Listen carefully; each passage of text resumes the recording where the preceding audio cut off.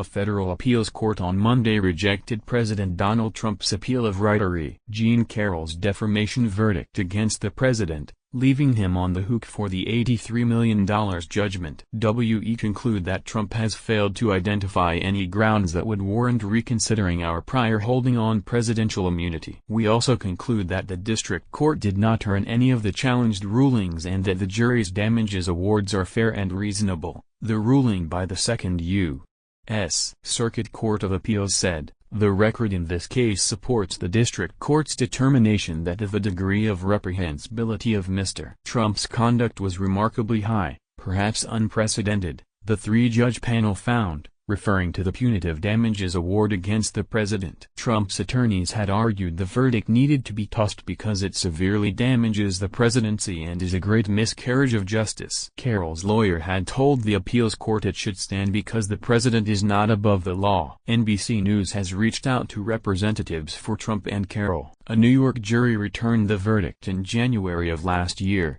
awarding Carroll $83.3 million in damages for Trump repeatedly defaming her during his first term in office and in the years that followed, including during the defamation trial. The amount Trump has to pay has increased in the months since then, thanks to New York's 9% annual interest rate on such awards. Trump first alleged Carroll was a liar in 2019 after she went public with a claim that Trump had sexually assaulted her in the dressing room of a Manhattan department store in the mid-1990s. Trump denied the allegations and called the claims a hoax and a con job, and said that Carroll had made up the story to increase sales of a book she had coming out. Carroll filed two lawsuits against Trump. The first was for defaming her while he was president, the case that led to the $83 million verdict. While that case was tied up on an earlier appeal, Carroll filed a second case for defamatory comments Trump made after he left the White House, and also for the alleged assault itself, an action that was made possible after New York passed a law that opened a one-year window for adult victims of sexual offenses to file civil suits even if the statute of limitations on their claims had expired,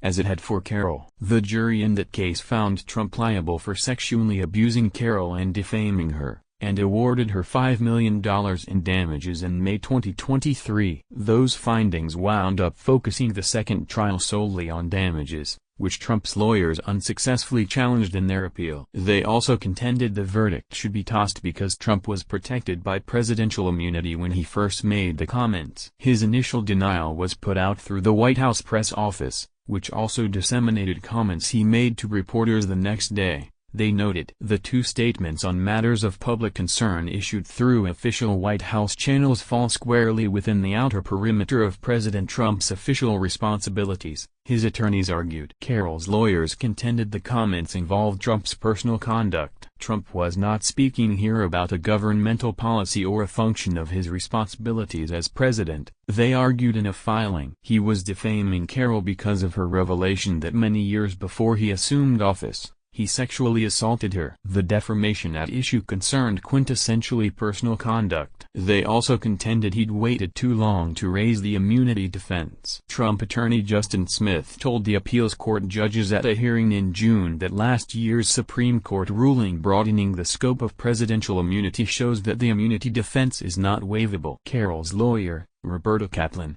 countered that the word waiver doesn't even appear in that Supreme Court ruling. Kaplan also urged the judges not to reduce the jury's award, which included $11 million for damage to Carroll's reputation, $7.3 million for emotional harm and other damages, and $65 million in punitive damages. The punitive award was not only just, but clearly aimed at the goal of deterring further defamation, Kaplan argued. Throughout the trial, the jury had a front-row seat to Trump's relentless campaign of malice, including his repeated defamation of Carroll at press conferences he held and in statements he posted on social media while the trial was ongoing, she said, adding that the verdict shows that even the richest and most powerful can be held responsible under our legal system. The appeals court agreed, rejecting the immunity arguments and finding the high punitive damages award was warranted. Given the unique and egregious facts of this case, we conclude that the punitive damages award did not exceed the bounds of reasonableness, the panel found, saying Trump's conduct involved malice and deceit,